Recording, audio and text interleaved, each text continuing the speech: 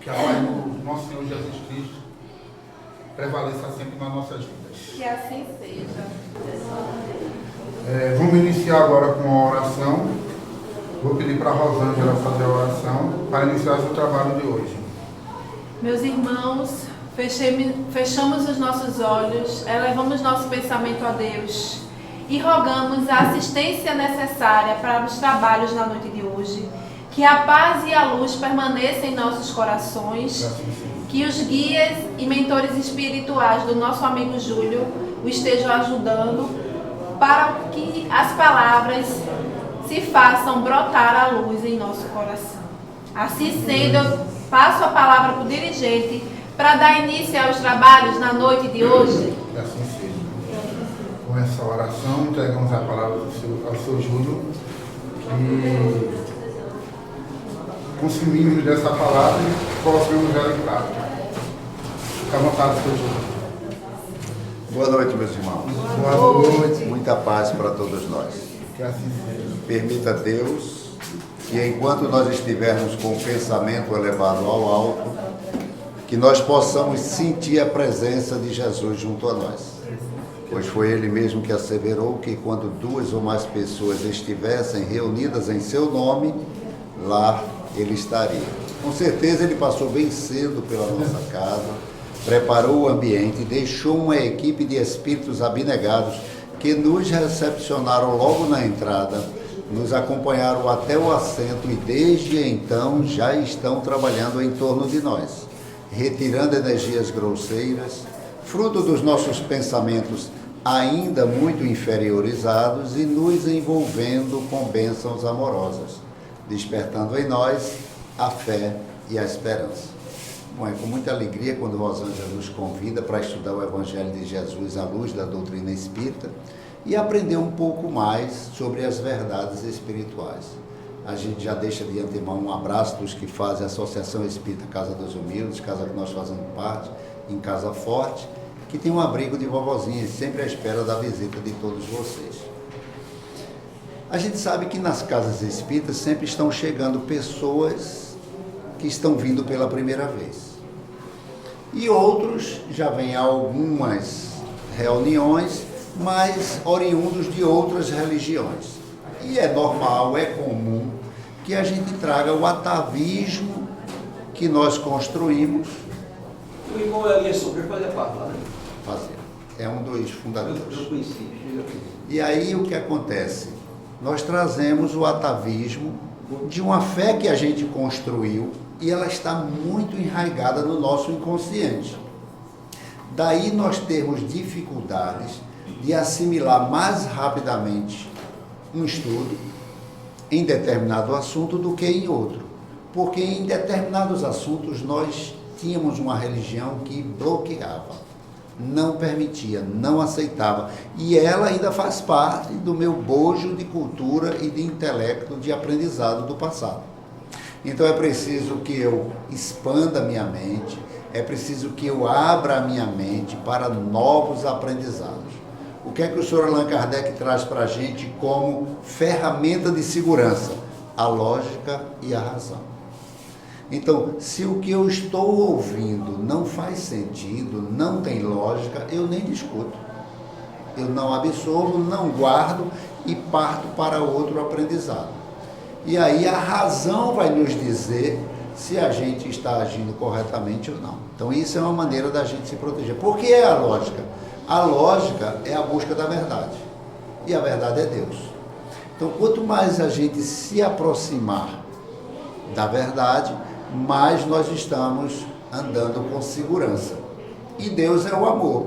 Então tudo que eu estiver pensando, falando e fazendo tem que ser bom para mim e para o próximo. Se for bom só para mim, Deus não está fazendo parte, porque é uma atitude egoísta. Eu estou pensando exclusivamente em mim. Então, Jesus nos traz o exercício da humildade. Como nós estávamos falando do apóstolo Paulo, um doutor da lei, um homem que conhecia todas as leis, poderoso, ele depois que conheceu Jesus, e deu seu testemunho, porque nós precisamos dar o nosso testemunho de fé. Isso não é coisa dos evangélicos, não. É uma coisa da lei. Porque uma coisa é eu absorver e assimilar um conhecimento. Outra coisa é eu colocar em prática. Então, tudo que nós estamos estudando à luz da doutrina espírita tem que fazer parte do nosso dia a dia, aplicar principalmente em casa. Não é aplicar quando eu desencarnar, não. É hoje, é já. A doutrina espírita é para a gente ser feliz hoje, agora, encarnado. Apesar de Jesus ter dito, meu reino não é deste mundo, ou seja, um mundo de plena paz, de plena felicidade. A gente tem pinceladas de felicidade e de paz. A paz permanente nós estamos construindo. E aí o apóstolo Paulo, depois que deu todo o seu testemunho, aquele doutor da lei disse, Senhor, já não sou eu quem vivo, mas és tu que vive em mim. Ou seja, nós vamos matando o nosso egoísmo, nós vamos anulando o nosso personalismo e a nossa prática é quem vai ser o nosso nome. Ele é cristão. Pela prática. E não simplesmente porque veio para uma tribuna e falou.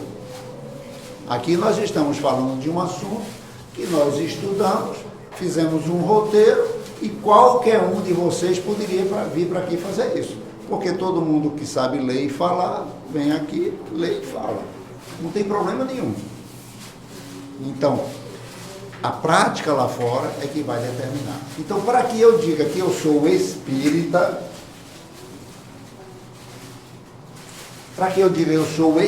eu tenho que, no mínimo, ter lido o Livro dos Espíritos.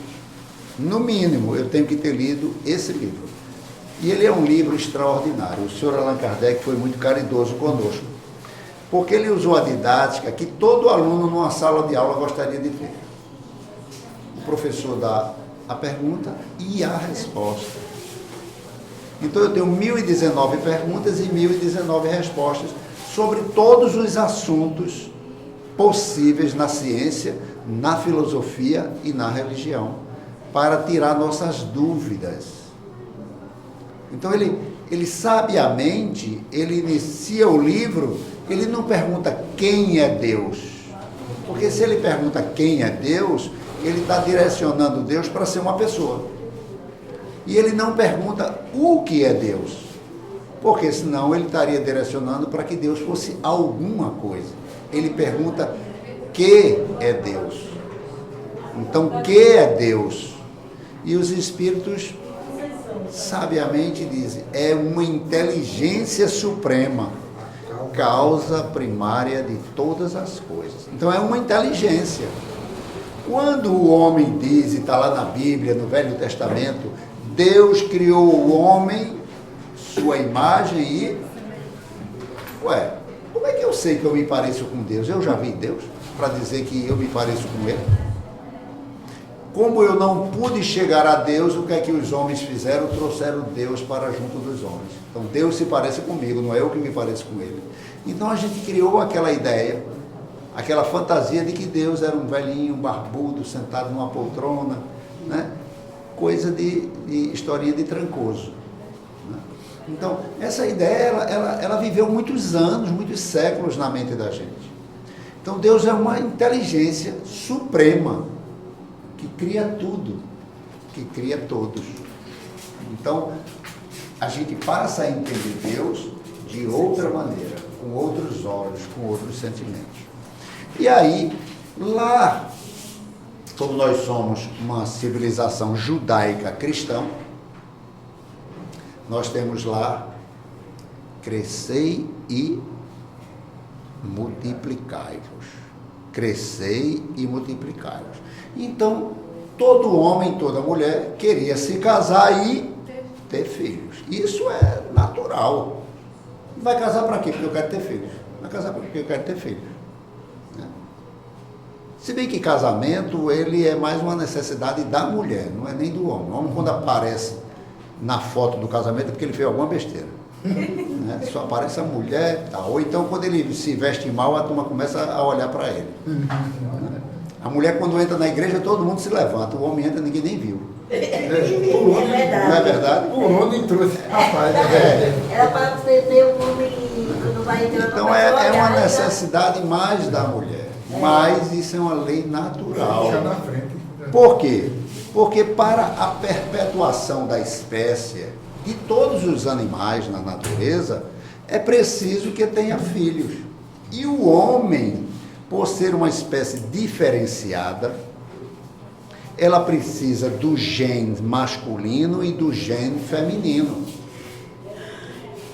Então o filho, ele traz 50% de características da mãe e 50% características de características do pai.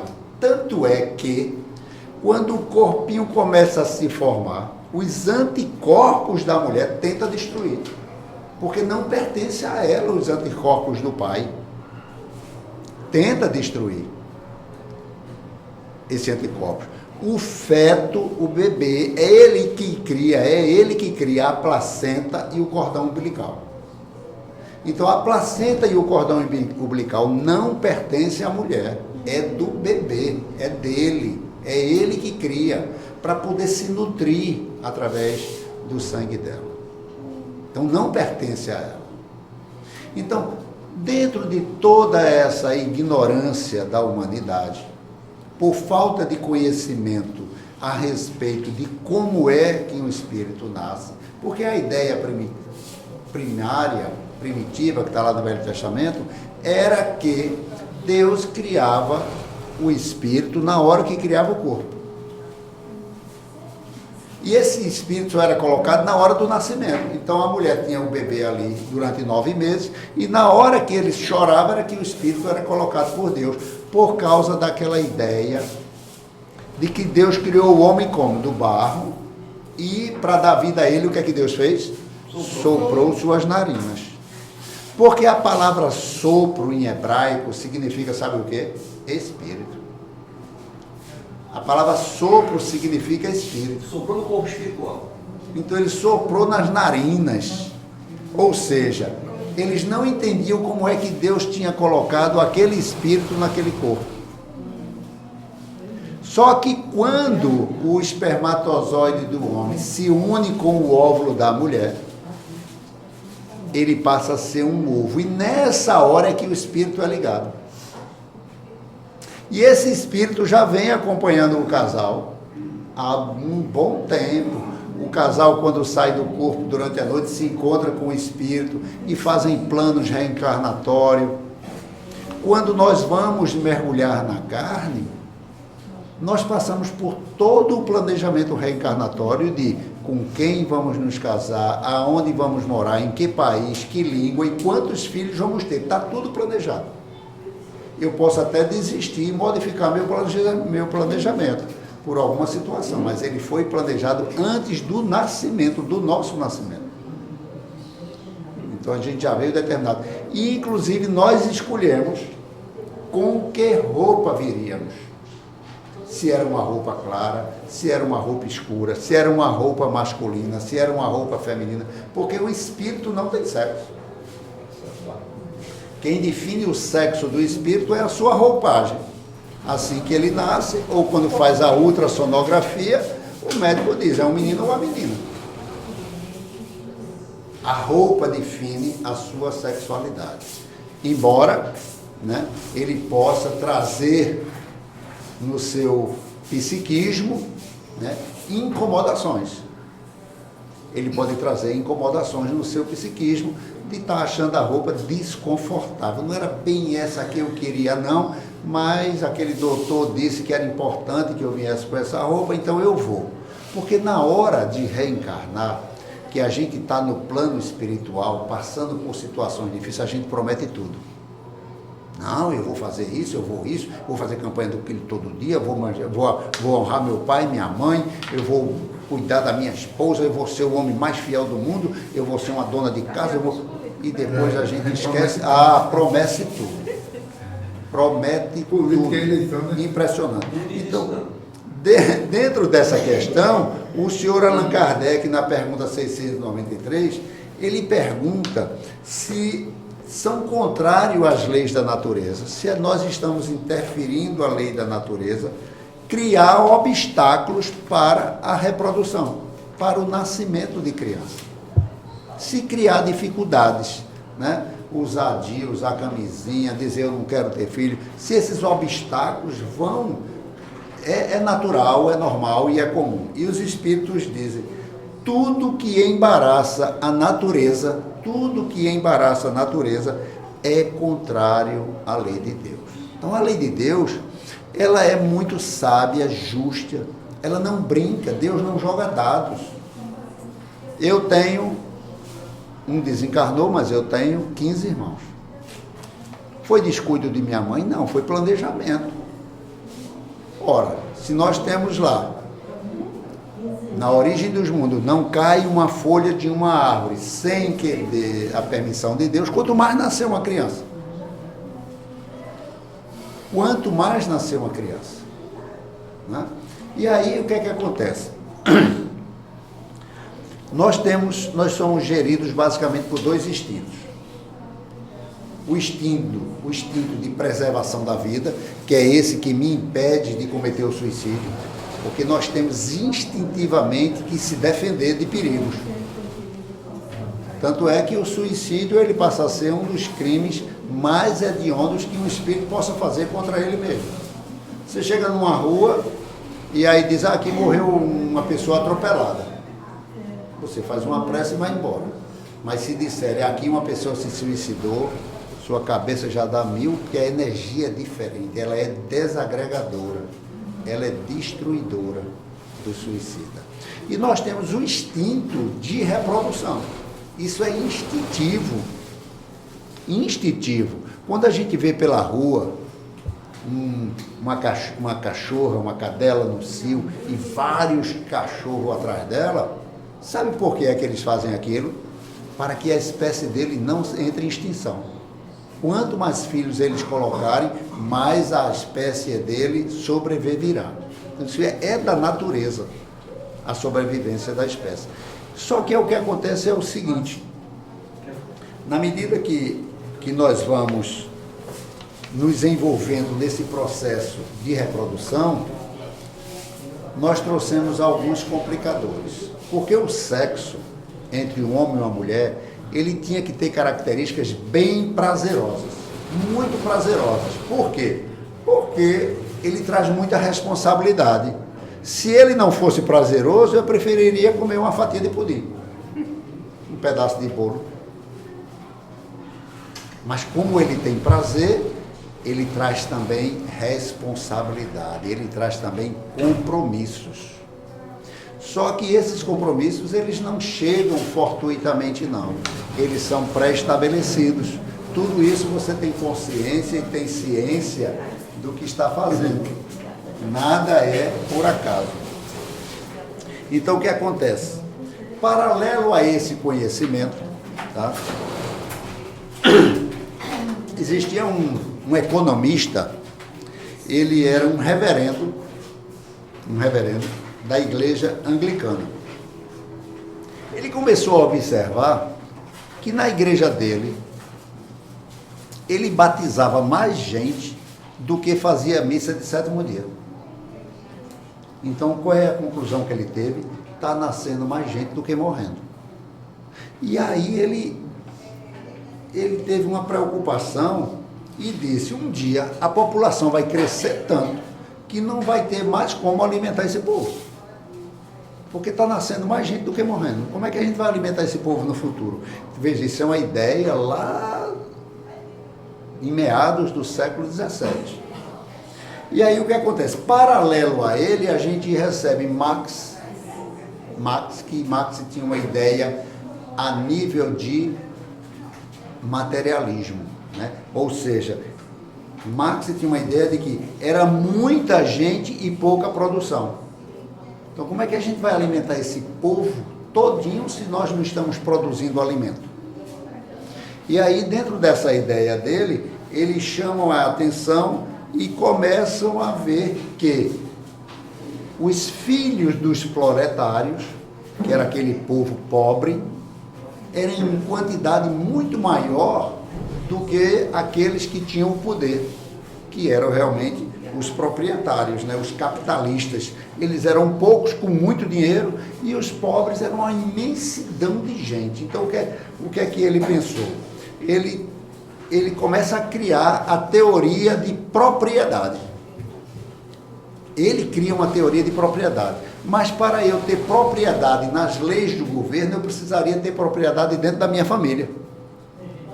E aí ele estabelecia que você tinha o direito de, dentro da sua família, estabelecer as regras que você quisesse.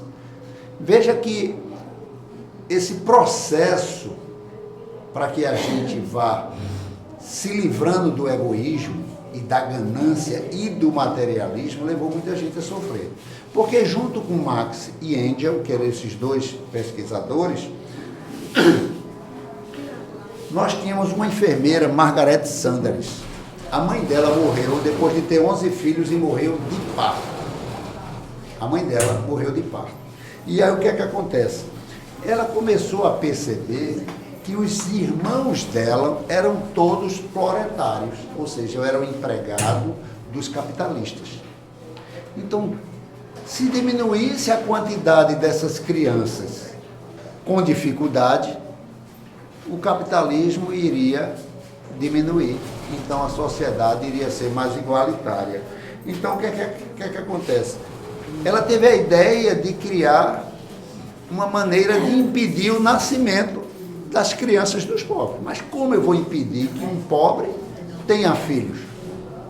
Como é que eu vou impedir que eu vou chegar na casa de um pobre, ou num bairro, ou numa cidade, e criar uma ideia para dizer que ter filhos demais é prejudicial para eles? Se eu não posso educar um, como é que eu vou educar 5? Se eu não posso dar de comida para um, como é que eu vou dar de comida? Então começou a criar essa preocupação que as mães nunca tinham. Nunca passou pela cabeça dela que um filho meu um dia tivesse dificuldade. Pode ter um onde come na nossa época, na nossa geração, onde come um, come 10. A gente é dessa geração, né? E aí o que acontece? Ela se apropriou também, porque era o surgimento da lei de Darwin. A lei de Darwin era o seguinte: a genética, ela se repetia. Então você passava a sua genética para seus filhos. Só que a genética que ela colocou associando é: filhos de alcoólatras vão ser alcoólatras, filhos de prostitutas vão ser prostitutas. Então começou a criar na sociedade reflexões para pensar em ter filho ou não. Aí às vezes a mulher diz: não vou ter filho. Não é porque ela não quisesse ter filho, ela estava protegendo o futuro desse filho. Hoje ainda existem jovens que dizem: eu vou colocar a menina no mundo do jeito que está essa violência danada. Ué, se está tão ruim, por que tu não sai? Deixa os outros virem. Deixa os outros virem, é um direito dele e vai ser com a permissão dele. Isso é falta de fé, isso é falta de Deus no raciocínio, é falta de Deus no pensamento. Aí eu digo o que eu quero sem medir as consequências do que eu estou falando. A gente tem que ter muito cuidado com o que a gente fala. E aí, o que é que acontece? Ela coloca e cria a primeira clínica nos Estados Unidos para fazer o aborto. Agora, interessante é que ela cria essa clínica no Brooklyn. É um bairro 70% de negros. Porque era para diminuir também a população de negros nos Estados Unidos. Então, vê que não é um pensamento humanitário de ajuda à humanidade. Existem alguns preconceitos por trás e algum egoísmo por trás. Mas essa enfermeira, ela é danadinha, a gente vai ver mais na frente. E aí ela passa a vida dela inteira impedindo, né, o nascimento dessa população pobre e cria um instituto chamado de planejamento familiar. Então essa ideia de planejamento familiar que existe até hoje foi criada por essa enfermeira. Você tem o direito de só querer ter um filho, não ter nenhum, ter dois, eu quero um casal, aí nasceu 2 meninos, eu vou tentar o terceiro para ser uma menina, aí não é uma menina, é um menino, e aí você liga porque não tem mais jeito. Por quê? Porque não se entende como é que se faz esse planejamento, é antes da gente reencarnar, não é depois de estar encarnado. Eu posso até burlar. Lá na frente a gente vai ver que o Dr. Jorge André fala desses bloqueios que a gente faz na nossa estrutura familiar. E aí o que acontece? Quando ela estrutura esse Instituto de Planejamento Familiar, ela precisa de recursos. E veja só a quem ela se associa, a Roberto Rockefeller III, o filho de Rockefeller, que era muito rico. E numa viagem que ele fez à Índia, ele ficou assustado com a quantidade de crianças naquele país, que é um dos países mais populosos do mundo. E aí ele voltou para os Estados Unidos muito preocupado, dizendo: rapaz, em pouco tempo a gente não vai ter como dar de comida a esse povo todo. A gente precisa fazer alguma coisa. Vai faltar alimento no futuro. Claro, a preocupação dele não era com ele. Para ele não ia faltar nunca, né? Ele era muito rico. Mas é porque por trás desse sofisma existe um projeto destruidor. O que é um sofisma? Sofisma é uma mentira que parece uma verdade. É preciso você ter muito cuidado para identificar que aquilo não é verdade, né? E a gente foi conduzido durante muitas encarnações, porque, para a gente ter uma ideia, na época de Jesus, 95% da população não sabia ler nem escrever. 95% não sabia ler nem escrever. E os 5%, uns sabiam ler e outros sabiam escrever. Porque eram muitos dialetos, você não conseguia estabelecer uma ordem. Então veja que essa dificuldade, na nossa ignorância, a gente era comandado por quem falava e dizia que estava falando a verdade. A gente acredita. E se viesse com promessas, aí é que a gente aceitava mesmo, né? Porque quando existe uma promessa, a gente ainda é muito criança. A gente gosta muito de ir para um lugar que estão nos oferecendo alguma coisa, né? O conhecimento para a gente ainda não é alimento. É ficar sentado naquela cadeira 1h30, 1h, armarinho, umas cadeiras de plástico dura, danado. Aí não quer ir para a escola, porque também é assim, sentar em cadeira. Eu não sei para que esse professor está dando aula de matemática, eu não sei para que vai servir isso. Eu já sei cozinhar, já sei lavar, já sei dirigir meu carro, já sei capinar, já sei fazer uma casa. Para quê? Aí por quê? Porque o conhecimento é libertador. E quem disse isso? Jesus. Conhecereis a verdade e a verdade vos libertará.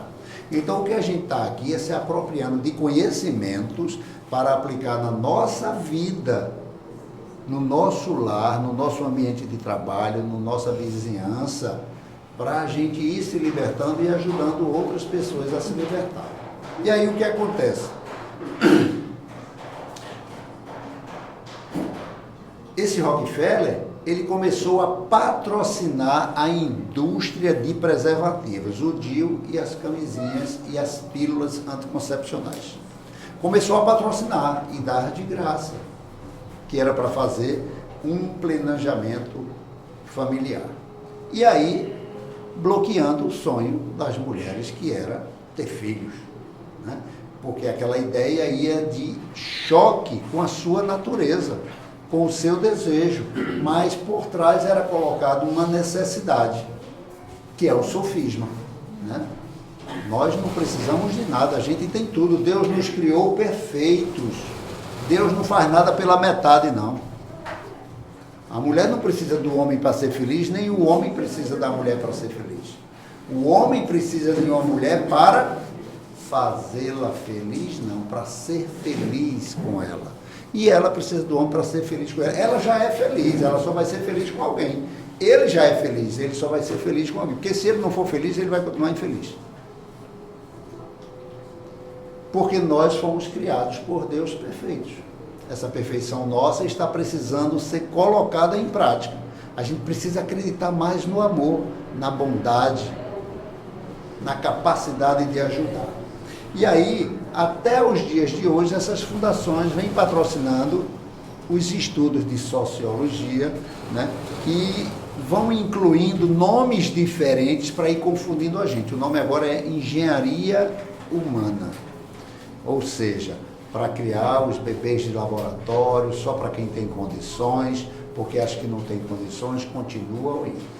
Mas aí, essa propaganda... Posso tirar uma dúvida?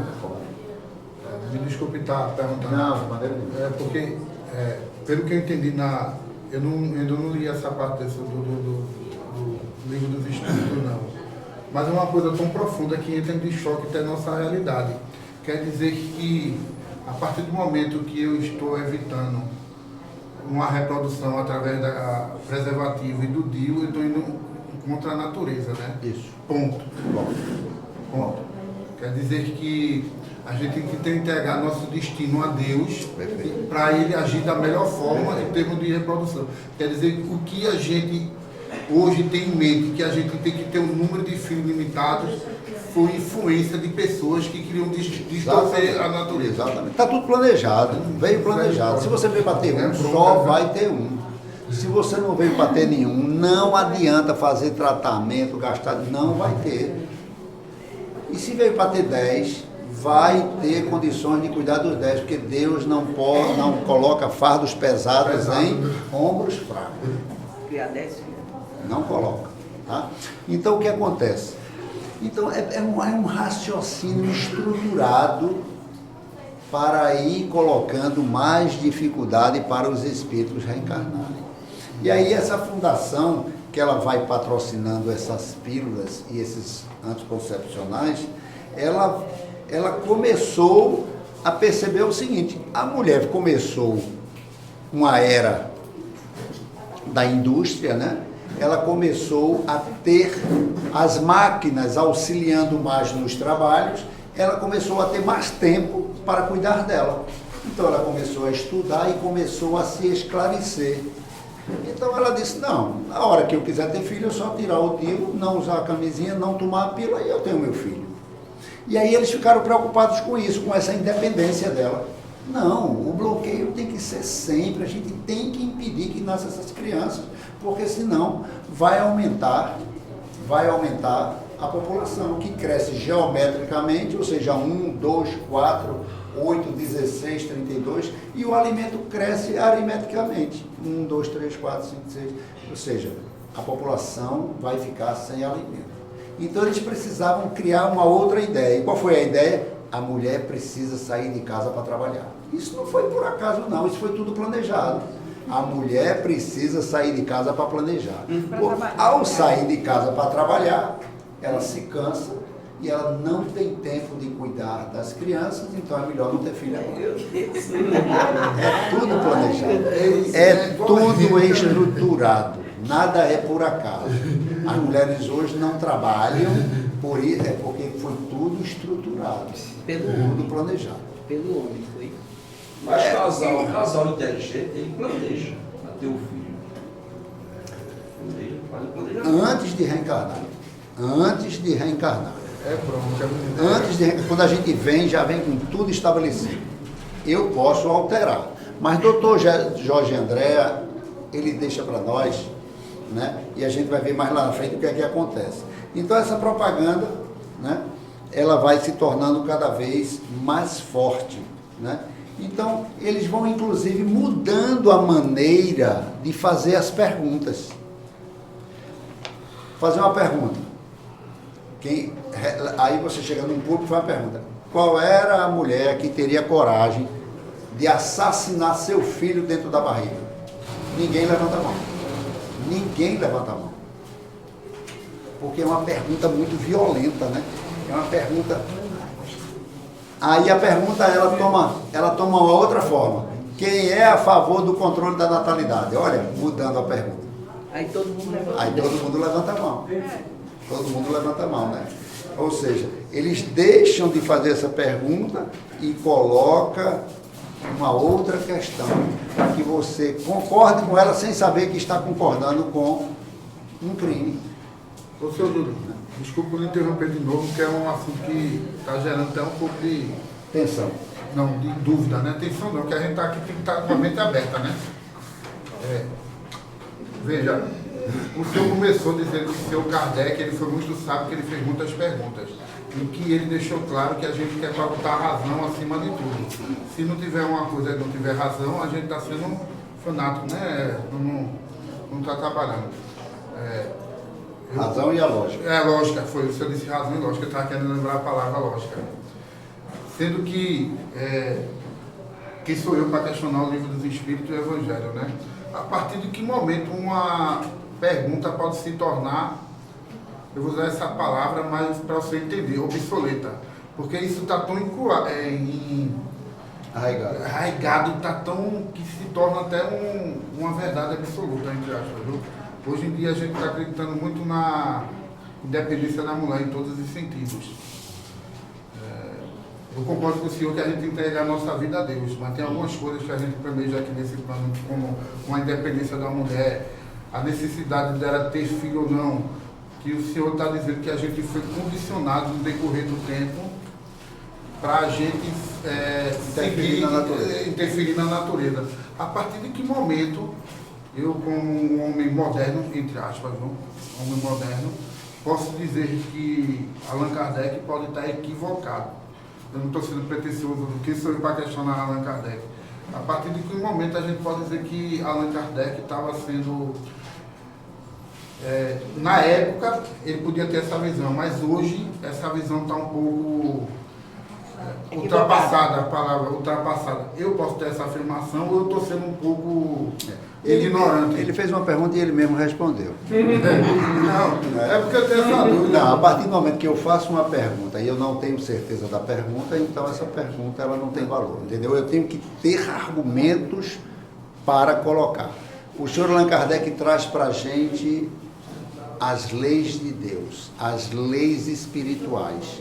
Se elas são de Deus, elas são perfeitas, imutáveis. E essa lei dos homens que o senhor está falando aí? A lei dos homens é o que... Para alguma coisa? A lei dos homens... Claro. Não, alguma coisa assim, nesse sentido da procriação.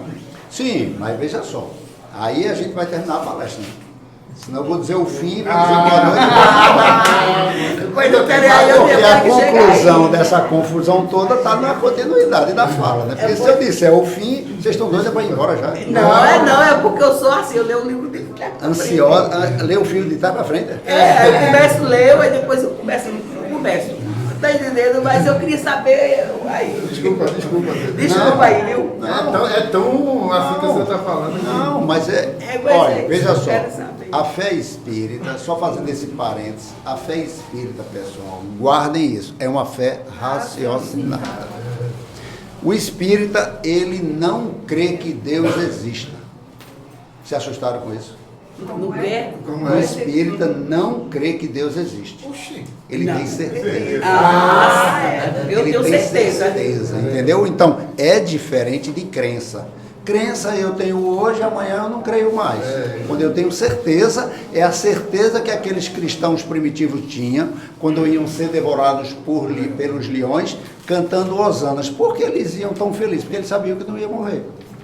Eles iam só sair do corpo. E a espiritualidade bondosa, ligadas à fé deles, o que é que faziam? Plasmavam na vista dele campos belíssimos. Era um leão dando a patada e ele vendo a mulher dele, a mãe dele, a tia dele. Feito a gente filme naquele filme, O Gladiador. Quem assiste? É mais ou menos aquilo. Sua mente está em outro canto. Seu corpo está sendo destroçado, mas sua mente está longe. E o caso de Daniel? Não, aí é outra palestra. O caso de Daniel é assunto para outra palestra. Né? Porque se a gente abrir o leque demais, a gente... Né? Então vejam só. Então, ideias foram sendo criadas, pessoal. Ideias, a gente tem que ter muito cuidado com quem tem o dom da oratória, falando sobre qualquer situação, porque a gente se envolve, até porque essas situações, como a gente está num planeta de prova e expiação, algumas situações dessas, os espíritos que não querem a nossa felicidade, faz com que a gente preste atenção e compre aquilo como uma verdade para você sofrer. Então eu começo a apoiar um movimento que lá na frente depois eu vou ver que eu estava equivocado. Puxa, quanto tempo perdido. Então, Jesus sempre na frente. Qualquer coisa que estiverem prometendo no mundo, veja se Jesus faria, como ele agiria. Mas o homem, assim como o homem trouxe Deus para junto dele, colocando nós a imagem e semelhança de Deus, os homens colocam algumas atitudes de Jesus semelhantes à sua. Por exemplo, alguém comete uma grosseria dentro do centro espírita, numa sala de aula, dentro de casa, e diz: mas Jesus espantou os verdilhões do templo com um chicote na mão. Quer dizer, justificando a sua grosseria com quem estava fazendo alguma coisa errada. Alguém consegue imaginar Jesus com um chicote na mão batendo em alguém? Possível. É fora de... Então a gente tem que ter muito cuidado quando... Não, calma. Ou nós somos cristãos ou não somos.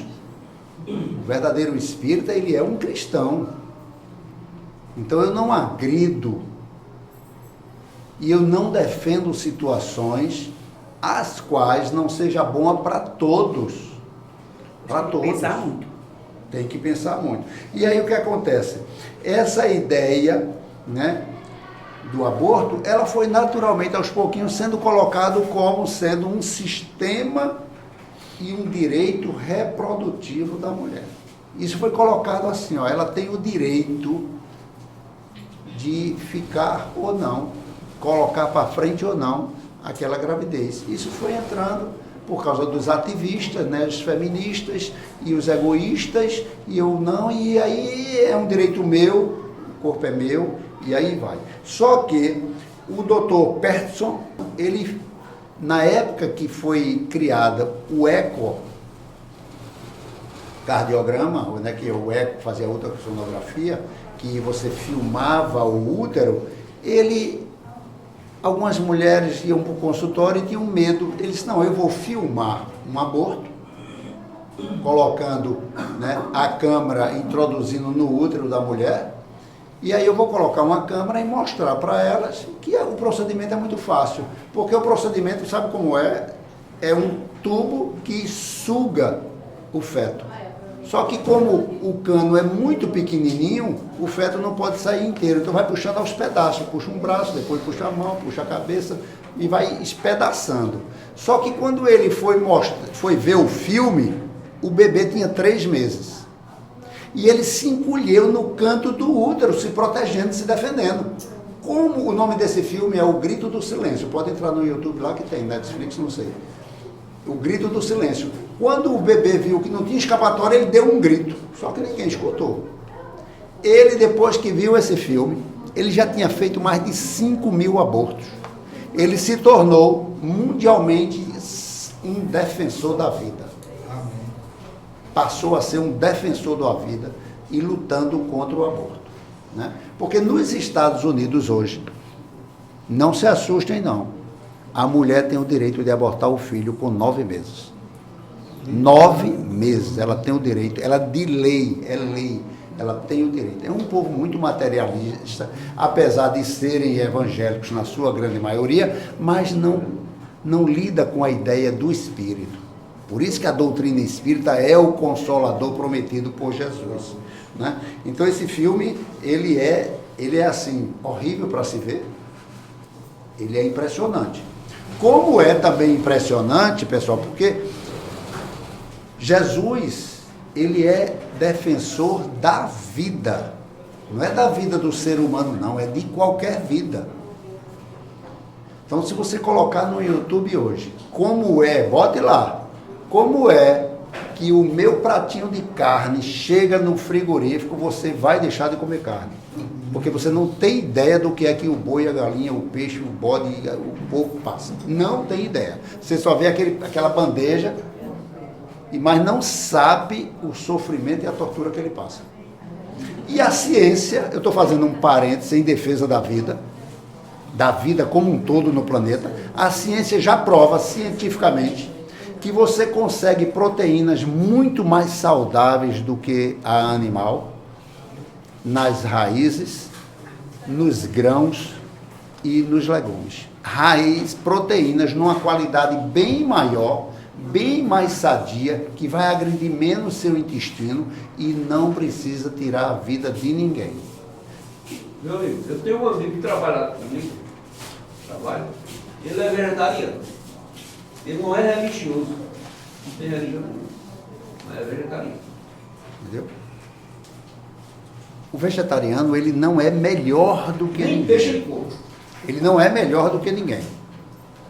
Ele faz a parte dele, ou porque não gosta de carne, ou porque tem uma consciência planetária de respeito à vida como um todo. Como um todo. Mas isso só vai chegando assim, esses vídeos violentos choca, né?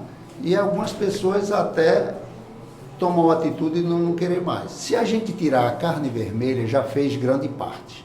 Já ajudou muito ao planeta. Continue com sua galinhazinha e seu peixe. Mas a carne vermelha, por quê? Porque o gado, ele já tem um psiquismo bem mais evoluído do que a galinha e o peixe. Então, a mãe sente saudade de seu filho, ela chora pelo seu filho. Você tem uma fazenda assim com 5.000 cabeças de gado. Você solta 10 bezerros que estavam presos e ele berra e a mãe dele lá no meio sabe que é ele e vem ao encontro dele. E ele vai e acha a mãe dele no meio das 5.000. Então já existe uma ligação. Então ele sabe que vai morrer. E isso ele passa para a carne, esse sofrimento. E aí a maioria dos cânceres de intestino é fruto daquelas pessoas que amam. Aquela energia fica detectada. Tudo é detectado e vai para o nosso perispiritual. Tá?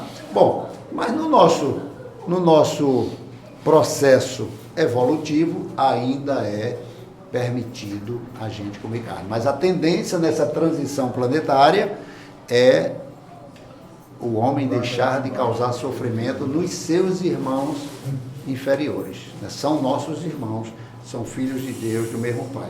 E aí o que acontece?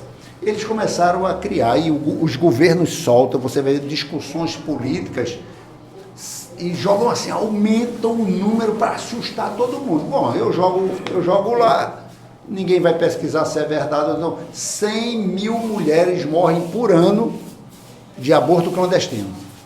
100.000 mulheres. Então vamos legalizar, porque legalizado a gente vai proteger mais a mulher.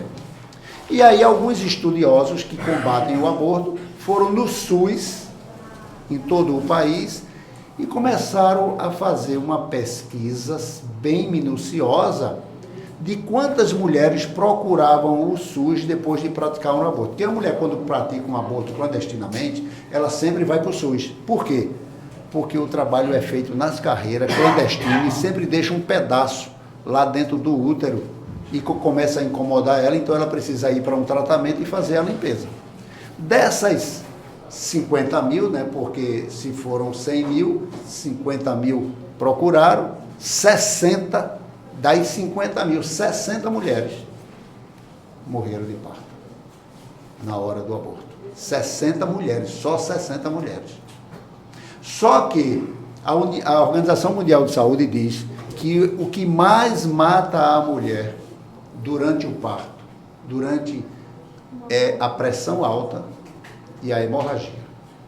E esses grupos feministas que existem pelo mundo inteiro defendendo o aborto, não tem nenhum deles, nenhum grupo que no seu projeto tenha: vamos colocar mais estruturas para proteger a gravidez da mulher. Vamos colocar mais estrutura para que os médicos tenham mais equipamentos qualificados, para que elas não morram de pressão alta. Não tem. Porque é apenas comprar uma briga em defesa da mulher, como se ela... Eu não conheço nenhuma mulher que diga: quem é que quer arrancar meu braço aqui? Não é seu corpo? Seu corpo, manda arrancar seu braço. Porque o bebê que está não é dela e não faz parte do corpo dela. Mas só uma ressalva aí, eu concordo até com tudo que o senhor está dizendo, mas tem uma responsável que muitas vezes não é colocado em foco. Porque muitas vezes é cobrando da mulher, mas o principal, cadê o homem? Mas se acovarda, se esconde. É porque essa colocação é importante, só que a gente não está fazendo julgamento.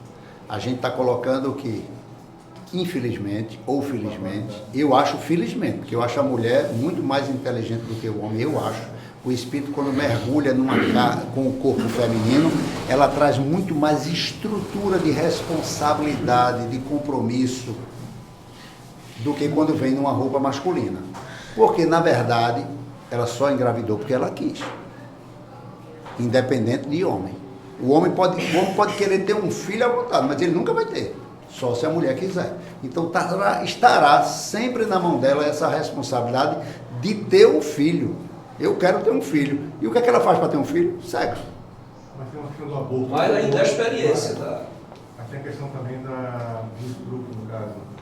Não, mas aí é diferente. No estupro, eu tenho uma vida lá dentro de mim. Eu tenho uma vida dentro de mim. Eu não quero criar, porque o pai, eu não sei quem é, eu pego esse bebê e dou para quem quer criar. Não preciso matar ele. Eu dou para quem quer criar. Ele já está dentro de mim. Não é assim. Eu quero ser estrupada para quando tiver com um filho eu mandar tirar. Não, você foi já e o filho já está lá dentro. Então isso é uma questão que não se discute. Porque se o problema é eu estou grávida ou eu fui estrupada. Se eu fui estrupada, não posso fazer mais nada, já fui. Agora eu estando grávida, eu posso tomar duas decisões. Ou eu tiro, ou eu deixo nascer e dou. Ou amo aquele bebê, como se eu tivesse adotado. Ué, o filho adotado, não sei quem é o pai. São decisões difíceis, delicadas, mas não se esqueçam do planejamento reencarnatório. E eu moro num bairro que tem 2.000 mulheres. 2.000 mulheres. Estou fazendo uma suposição. Por que somente 2 nesse bairro foram estrupadas em 50 anos? Por que só 2? Por que não todas? Eu estou com o meu carro ali fora e tem 200 carros estacionados. O meu nem é o mais bonito. Aí o ladrão rouba o meu. O meu, eu tinha ligações kármicas para passar por esses problemas. Aí a gente diz, as favelas, as palafitas, os hospitais sem condições, as escolas desapropriadas, quando é que isso vai acabar? Quando é que isso vai acabar? Sabe quando? Quando aquelas pessoas deixarem de desviar as verbas dos hospitais, deixarem de desviar as verbas das escolas, vierem reencarnar para fazerem uso daquilo que eles construíram. Porque se eu desviei a verba desse, eu vou reencarnar numa condição que não tenha aquilo para mim, porque eu não tenho direito. Eu não fiz nada, como é que eu vou ter direito? Então, a mudança planetária é essa, é eu deixar hoje para as futuras gerações que poderá ser até eu reencarnado. Né? Poderá ser até eu. Então esses números eles vão diminuindo drasticamente, né? Drasticamente. No livro Herdeiros de um Novo Mundo, o Dr. Bezerra Menezes, do Espírito André Luiz Ruiz, do Espírito Lúcio, Herdeiros do Novo Mundo, o Dr. Bezerra Menezes vai fazer uma visita a um hospital em espírito com uma equipe de alunos dele. Porque eles vão procurar naquele hospital alguém que esteja extremamente arrependido de alguma coisa. Conscientemente arrependido. E eles entram num quarto do hospital e tem um senhor que pede e implora a Deus que mande a mulher dele vir passar os dias com ele, que ele está muito só e abandonado. Deve ter ido para um SUS daquele da vida que não permite que tenha acompanhamento. Né?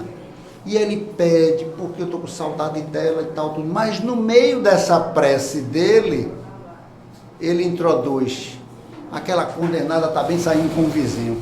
No meio da prece, quer dizer, ele não estava com saudade da mulher, ele estava preocupado com o que é que ela estava fazendo. Entra em outro hospital e tem um senhor que ele tinha um restaurante, um mercadinho de lado de uma igreja evangélica, e ele dizia: Senhor, eu sou o único mantenedor da minha família. Eu tenho aqueles meus irmãos fiéis, aonde eu dou o café, aonde eu dou o pão, aonde eu dou isso, aquilo, aquilo outro. E aí Dr. Bezerra de Menezes pediu para uma daquelas alunas mais experientes entrar no coração dele e buscar a essência desse pensamento dele. E a essência do pensamento dele é que ele estava perdendo dinheiro no comércio. Ele não estava querendo ajudar ninguém. Entra no outro quarto e tem uma jovem adolescente, debruçada na cama, morrendo de dor. Ela tinha acabado de praticar um aborto. E foi para um jovem, ela estava com um casamento prometido, já faltavam alguns meses para o casamento, e o primeiro namorado da vida dela apareceu na cidade de repente. E o primeiro namorado ninguém esquece, né? E aí ele trouxe uma conversa bonita, ela muito jovem, inexperiente, trouxe uma conversa bonita, resultado. Nessa conversa dele, ela cedeu. Um mês depois, antes do casamento, ela estava grávida desse jovem que desapareceu quando soube que ela estava grávida. Ela, com medo da família, com vergonha da família do marido, procurou ajuda. E médicos inescrupulosos sugeriram a ela fazer o aborto. E ela fez o aborto mal feito, perfurou o útero e estava com infecção generalizada. E nessa hora que ela está gemendo, Dr. Bezerra de Menezes presta para essa aluna mais experiente entrar no psiquismo dela e ela diz: meu bom Jesus, eu estou sofrendo até agora porque eu estava colocando toda a responsabilidade no meu antigo namorado, em Carlos. Mas ele não teve culpa, eu cedi porque eu quis. Cuide dele, eu perdoo ele de coração. Nessa hora que ela perdoou ele de coração, de lado dela, a aluna disse: o espírito do feto, do bebê, está deitado de lado dela na cama. E na hora que ela fez esse perdão sincero, uma luz tomou conta da quarto. Todos os espíritos que estavam nos outros salões do hospital vieram ver quem era. Era Maria de Nazaré, que se debruçava sobre ela e dizia: minha filha, somente um perdão sincero é capaz de salvar alguém. E nessa hora, o sangramento estanca, o espírito desperta, acorda, é retirado. Ela volta para casa, em desdobramento da noite de sono. Ela conta pessoalmente ao noivo o que é que aconteceu quando ficou curada e diz que não quer mais casar porque não merece ele. Ele disse: não, me dê um tempo, não é assim não. Em desdobramento da noite de sono, ele se encontra com os protetores dele e dela e mostram para ele o quanto ela era jovem, o quanto ela foi iludida e o quanto ela ama ele. Ele voltou e disse: não, a gente vai casar. Casaram. Aquele bebê estava junto dela para poder ser envolvido pelos sentimentos do perdão e perdoar a mãe também pelo aborto. E 6 meses depois, ela engravida do mesmo espírito ao qual ela tinha abortado, trazendo a vida de volta. Porque nós somos um eterno construtores da vida. Porque tudo que nós fazemos como sendo direito nosso, fica impregnado no nosso perispírito para encarnações subsequentes. Muitas vezes a gente mergulha num corpo, num compromisso familiar onde eu não posso ter filho, mas meus filhos que não podem vir através de mim vão vir como sobrinhos, vão vir como irmãos, vão vir como netos, vão vindo como queridos ao qual eu vou ter companhia perto, porque Deus não afasta os que se amam. Porque o Espiritismo é essa luz gloriosa, divina e forte, que clareia por toda a vida e ilumina além da morte. É uma fonte generosa de compreensão compassiva, derramando por toda parte o conforto da água viva. Se buscas o Espiritismo, norteia-te em tua luz. Espiritismo é a escola e o Mestre amado é Jesus. Eu agradeço o carinho de vocês, essas vibrações amorosas, né? Mais uma vez agradeço a Rosângela o convite e que a gente possa voltar para casa confiante. Estamos na nossa melhor encarnação. Muita paz. Um assunto muito polêmico, o seu Júlio deixou bastante claro que nos guia, que nos norteia é Jesus. E eu acho fantástico a colocação que muitos espíritas falam, né? A luz do espiritismo. É muito esclarecedor o espiritismo, né? É mil e quanto, seu Júlio? 19. E as perguntas abrangem tudo, viu? O Allan Kardec, ele foi escolhido a dedo pela espiritualidade, para fazer esse tipo de pergunta. E que graças a Deus a gente sempre ouve a Jesus Cristo, né? Foi 3 anos que parou uma eternidade, né? Porque esses 3 anos que o Cristo passou pela gente em vivência evangélica, né? De Boa Nova, reflete até hoje, em 2019 anos depois. 18 reencarnações, né? Mais ou menos que a gente tem, né? De 17 a 18 reencarnações, que essas palavras entre nossos corações e a gente possa florescer em atitudes. Obrigado, Senhor, por essa palestra tão esclarecedora e, acima de tudo, que através das nossas atitudes sempre procuramos fazer o bem. Ave Maria, cheia de graça, Senhor é convosco. Bendita sois vós entre as mulheres, bendito é o fruto do vosso ventre, Jesus. Santa Maria, Mãe de Jesus, rogai por nós, pecadores, agora e na hora de nossa morte. Amém. Com essa oração, encerramos o trabalho de hoje. Que Deus nos abençoe agora e sempre. Que boa noite.